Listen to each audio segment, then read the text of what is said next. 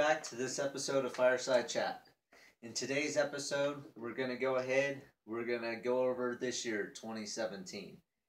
We're already into the second month, into February, and a lot of people are wondering where we're going, what we're doing, what our goals and plans are for this year. So we're going to go ahead and break it down month by month so you know what to look forward to, where we're going to go, and what products will be available at our online store later this year. So basically, starting February, which we're already 7 days into this month, I'm in the process of building the big hugelkultur bed, the 150-foot bed across the front of my house. I want to get that completely done between February and March, so that way I can start ordering dirt and things like that later this year, later this winter, early spring, to get ready for gardening. Also, February, I'm going to start cleaning up the property. I'm going to start getting trash sorted. I'm going to get things that are no good to get thrown out, get my tools in an area, get things that I will use on the homestead in an area, and basically get ready for spring cleaning. So that's going to push us into March. In March, like I said, I'm going to be finishing up the hugelkultur bed, being ready for dirt. Then you're going to start seeing the hugelkultur bed that I had built with cinder blocks around half of it. I'll be getting cinder blocks brought in, which I've brought 1 pallet load so far. And we're going to go ahead and get that totally surrounded with cinder blocks and get the rest of that filled in with wood and straw, ready for dirt in April. March, I'm going to go ahead. I'm going to finish cleaning up and dividing up the property, and I'm going to start hauling out truckloads of trash. I want to get the property cleaned up because it's been almost 6 years now that things have accumulated that just need to go to the dump, and that's what's going to happen in March. That's going to push us into April. And April is really going to be the crunch time because out here, sometimes the weather turns good in April. Sometimes it's bad until the end of May. So if the weather turns good in April and it's clearing, I want to get into gardening. So April, that's going to bring in the dirt. I'm going to have 1 or 2 dump truck loads of dirt brought in, good garden soil. I'm going to go check out the soil, make sure it doesn't have trash in it, doesn't have debris in it, chunks of wood, pallet, and things that could have chemicals to it. I want to make sure it's good potting soil, good garden mix that the plants can grow good. So once those dump truck loads are brought in, I'll go ahead and I'll be putting the dirt over top the hugelkultur beds. I had the 150-foot one, I had the 10 by 10, and I had the 10 by 20 or 25-foot bed that's going to be encased in cinder blocks. So we're going to go ahead and get all those beds covered with dirt, a good 6 to 8 inches. Then hopefully the rains will come and that will wet the beds down, which will start the water bank of the hugelkultur bed to self-water the plants, and it will help settle some dirt so I can add more dirt to it, and over the next couple of years we'll get that taken care of. Also in April, on the upper part of my house here, the ceiling of the downstairs, on the back side of the house, it slopes. So here's my house, and the mountain slopes, and part of the mountain's in my house. So I'm going to have to get a jackhammer, run a jackhammer with the spade bit and everything in April. And we're going to dig that out flat and sloped away from the house. The reason I want to get that done in April is because April starts the rain season. And April is normally when the ground's not frozen solid. It's had almost a month to thaw out. So we're going to go ahead and get all that dug out so the water doesn't come into my house through the dirt and do a mudslide like I had happen last year when I was gone. We're going to get that jackhammered out. We're going to get it sloped away. And then we're going to use all that dirt and rock to fill along the fence, the animal enclosure, which will eventually be a nice big patio for my future classes. I'll have table and chairs. I'll have a fire pit, things like that, for better accommodations for when people come out to check out the homestead. Towards the end of April, I'm going to go ahead and organize the property. I'm going to get all the tools put in an area where the tools will stay dry and out of the weather. I'll organize where my animal stuff is going to go, building supplies, etc., etc. I want to have everything totally cleaned up by the end of April so I have no more cluster, disaster, any type of mess. I want everything done by April so this way for then on out, I'm not tripping over stuff. I'm not moving stuff a million times to get to something else and things like that. The trash will be gone, the tools, everything will be organized, and I'll have everything set up where it's in some type of shelter that it's not going to get wet, damaged, or rusty. So with April out the way, that's going to take us into May. In May, we're going to finish the soil. Any soil that needs to be brought in, if I wasn't able to afford it in April, I'll have the last truck or last bit brought in May. We'll get all the beds completely topped, ready to go. If I haven't already planted in some of the beds, then in May, we're going to go ahead and start planting. That also goes with the concrete and cinder blocks around the one hugelkultur bed. Whatever I didn't get finished in April, we're going to get that finished in May. I'm hoping to have it done in April, but if it takes till May, life happens, things happen, that's what's going to happen. So if we haven't planted in April, we're going to go ahead and plant the garden in May. We're going to get all 3 hugelkultur beds planted. Whatever seedlings that I have not sold or people wanted that I have upstairs in the bathroom, then they will go into the garden, which will be a jump start, which will give me produce come June to July instead of later in the year. That way I can do a second crop. After the first one's done, I can plant the next ones and so on and so forth. Starting in May, about every other month, I'm going to be planting new seedlings upstairs in the upstairs bathroom. The reason I'm going to do that is because my upstairs bathroom does very well for doing seeds. Some of my green bean seedlings are already up to 4, 5, 6 inches tall. And this way, if I'm doing seedlings every other month or every month, depending on what I decide, then I have new plants to trade out the old plants, and boom, I got produce growing year-round, 12 months out of the year. By enclosing the one hugelkultur bed that we're going to do this year, that will give us the ability to have a 10-foot by 20 or 25-foot growing bed inside the house that I can heat with the wood stove during the winter, and during the day, all the glass, the solar passive heating, will heat my house. So it's double benefit. I'll save money on firewood, and I'll be able to grow produce to feed the animals, feed me, and feed the people that are looking at buying vegetables and stuff off of my website. Also in May, I'm not sure. I think I'm probably going to do it the very last week of May, just in case there's any late freezes or any late snowstorms that come in every once in a while. I'm going to go ahead and start planting the fruit trees. So about mid-May, I'm going to start building the U-shapes out of cinder blocks in the animal pens and doing the fencing.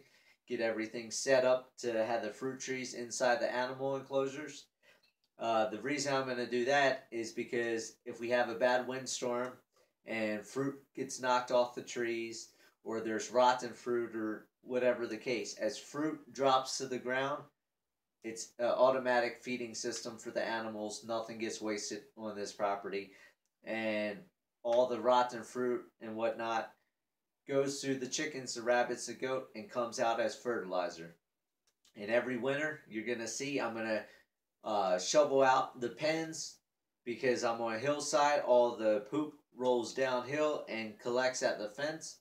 So it's going to be an easy way to collect poop and get it put in my garden beds through the winter so it can set for a good 6 to 8 months until next spring. And boom, every year my garden gets better and better. More nutrients get in.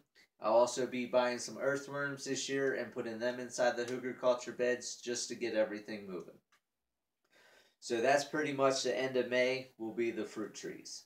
And then in June, I'm going to start buying building supplies, and we're going to go ahead and get the hugelkultur bed framing done on top of the cinder block walls. I'm going to get the roof structure in place.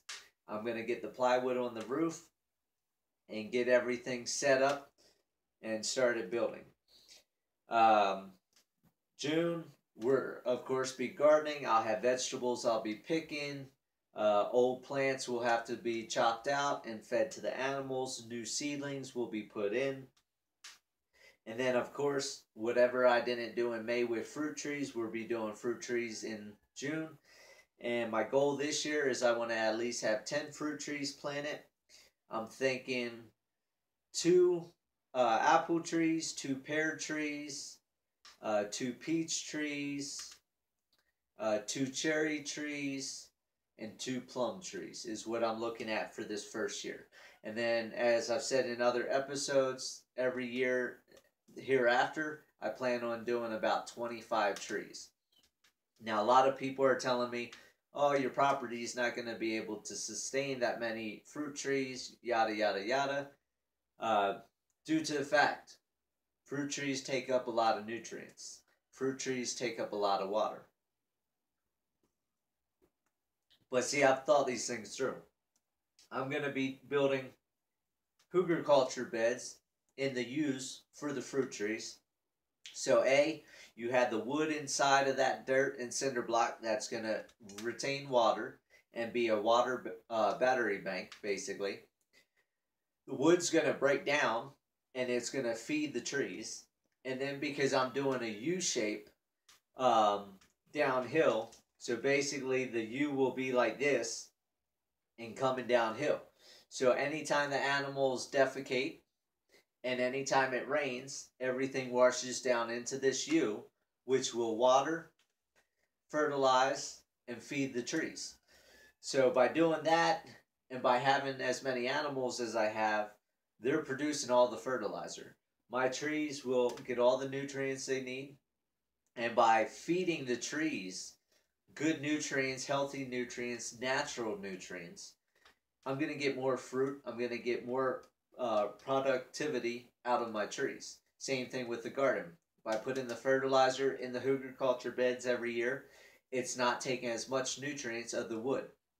So that wood in the hugelkultur bed that lasts 25, 30 years, depending how much you've done, will now be stretched out to 100 years if you're fertilizing every day or every year. So that's what we got going on in June. Now, July, August, and September, I'll have videos of garden updates, animal updates, things like that.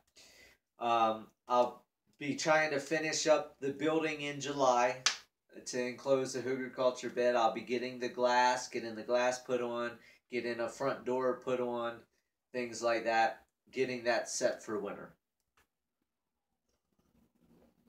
Another thing we're going to do in July is my 3,000-gallon water cistern.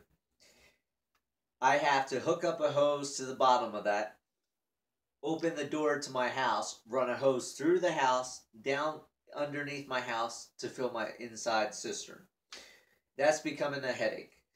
And once again, Johnny Jules likes what? Lazy homesteading.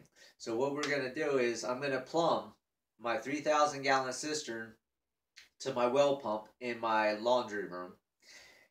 And I'm going to set up a bivalve on the front and a bivalve on the back. So I'll have one of the valves open on each side. And basically I'll have it open for the 3,000-gallon tank. And I'll have the outgoing open to go down into my 700-gallon cistern. So basically I can turn on the pump. The water gets pulled from the cistern and gets dumped downstairs in the 700-gallon cistern. And then I can swap the valves and the pump will pull it from the 700-gallon cistern below my house and it will go out into my house for my sink, my shower, my washing machine, things like that. So that way, instead of only having 700 gallons that I have access to, I will then have 3,700 gallons that I'll have access to by doing a switch. By using my pump, I won't have to go outside. I won't have to run hoses. that will all be completed in July. I want that done in July because the last part of July, August, and September, I'm going to go ahead. I'm saving up my money. And for those who don't know, I have roughly $425 to $500 a month budget for putting into the homestead.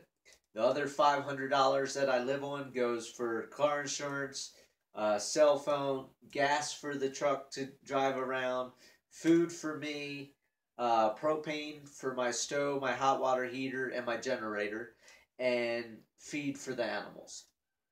So basically, I got $425 to $500 left for each month throughout the year. So that's $6,000 a year that I have to put into homesteading. That's how I save my money. That's how I can homestead, is because I budget. And if that's what you're looking at doing homesteading, you just got to budget. You got to figure out, hey, if I'm spending $100 at the bar, that's $100 less than I have to do this. If I'm spending $100 going to the movie theater when I could watch movies online, you're wasting money. Things to consider, things to think about. So anyhow, July, August, September, I'll be saving that money up, and I'll be buying a chicken plucker October 1st. And then October, we normally get snow about halfway through, so I'm going to try to have it scheduled where the chicken plucker gets here by the first week of October. And I'll have some videos for you on how the chicken plucker works. And I'll also be getting a propane turkey fryer, which I'll turn into a scalding pot for the chickens, the ducks, and the turkeys. That way I can dip them in hot water. It scalds the feathers. You throw them in the chicken plucker. Chicken plucker goes around. They're plucked in about 15 to 20 seconds. That way, by doing that in October, the flies are gone, the bugs are gone. I don't have that problem. I can go ahead. I can get my freezer filled for the winter, which will save me money on buying meat at the grocery store. And that will also reduce some of my birds for feed for the winter, because wintertime I buy a lot of feed, and next winter I want to try not to do that. Plus, out of the garden in October, I'm going to be chopping up vegetables and things like that and putting them out on drying racks. And I'm going to try my hand at drying some of my plant leaves, stalks, stems, fruit, vegetables, everything else, and drying things out so I can store it in 55-gallon drums. That way, that will help supplement my feed through next winter of 2017. October, I'm not going to be doing a bunch because this year I need tires for my truck. And tires run between $500-$600, so that pretty much shoots October out. So October we'll be cleaning up everything, settling the gardens down. I'll be pulling everything that I can out of the garden. One thing we do wrong as Americans with farming is we farm and we water on top of the ground. So your plants have shallow roots, and we tear up the ground, which releases different bioorganisms and good bacteria and things like that. And that's how dust bowls and things happen. So what you see when I clean up the garden is I'm not going to pull plants up by the roots. I'm going to take the plants and I'm going to cut at ground level the roots. The roots are going to stay in the ground.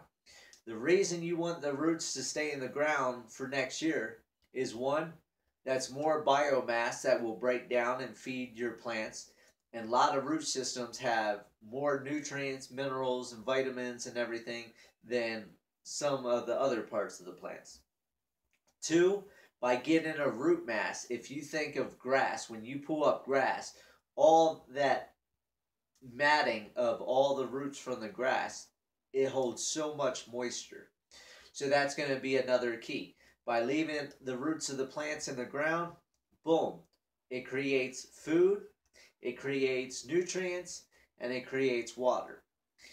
And for the last thing that it creates is stability. It's going to hold the ground together so erosion things do not occur. And then next year, I'll be adding another couple inches of dirt across the whole bed because it will settle throughout this year. And with the roots and everything, I want to have everything covered so the next set of roots can go. And I'm building a lasagna. It's going layer by layer by layer. And over the next 2 to 4 years, it's going to be prime real estate for some of the best vegetables that you're going to be able to try and taste. November, I'm going to go ahead, take my November money, and I'm going to try to get, I want to say 2 at the minimum, but I think I'm going to try, if I can afford to get 3 for 500, I'm going to try to get 3 milking goats that are pregnant. I don't want a male goat because they stink really bad. Um, I'll eventually have a male goat, but what I would like to do this November is get 3 female goats that are pregnant, so that way they won't have their babies until early spring of 2018, and then the babies will be nursing on the goats until like June, July-ish. So then in June or July, I'll be able to start milking goats. So I'll have milk available, and I'll be able to do goat's milk, cheese and butter and things like that. And then in June or July of next year is when I'm going to get the pigs.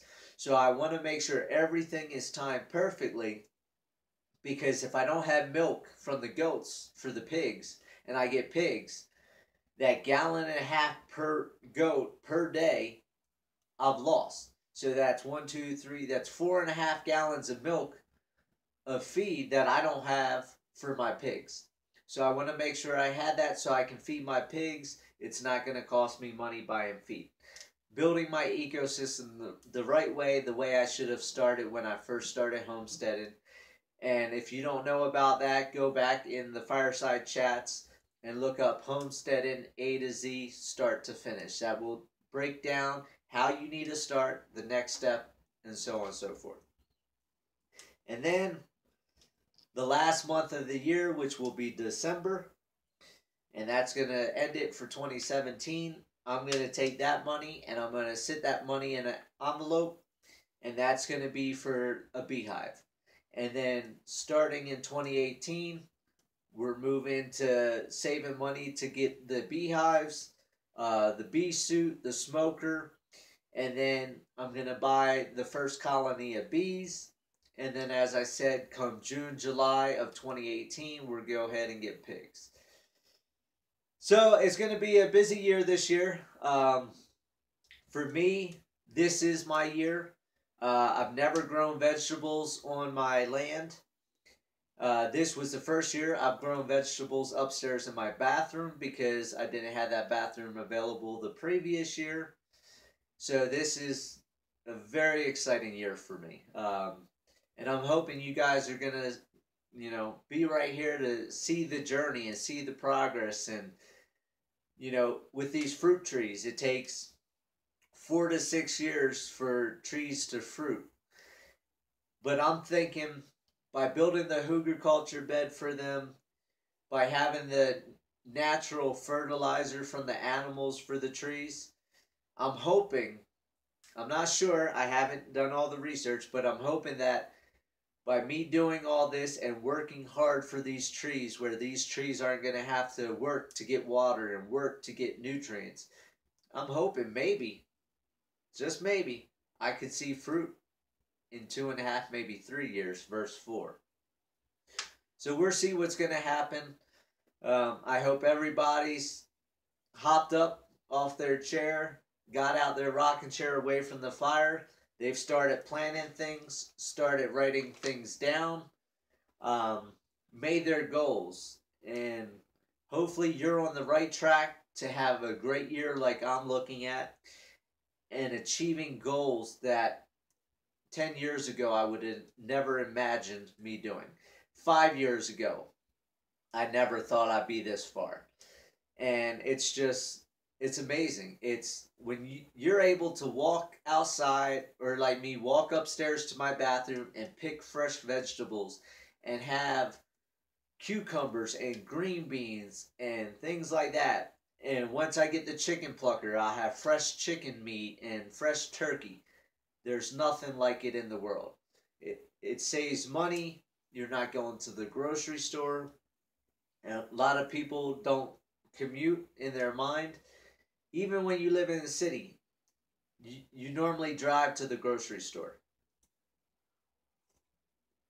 And the groceries that you buy are not healthy. They're full of antibiotics and chemicals and hormones and horrible things for the human body. We're not made for all that. And when you go to get those groceries, you think they're so cheap. You're like, oh, I can get a cucumber for $1. What would it cost me to grow it at my house in a garden? And you can't be in that mindset because yes, you got a cucumber for $1. It's got pesticides, herbicides, chemicals, and everything else in it. But that's not even the point. You're not paying $1 for that cucumber. You're paying $5, $6, $7, $8 for a cucumber. And you're thinking, you're crazy. I don't pay $5, $8 for a cucumber, but you do. You got to look at everything, A to Z, start to finish.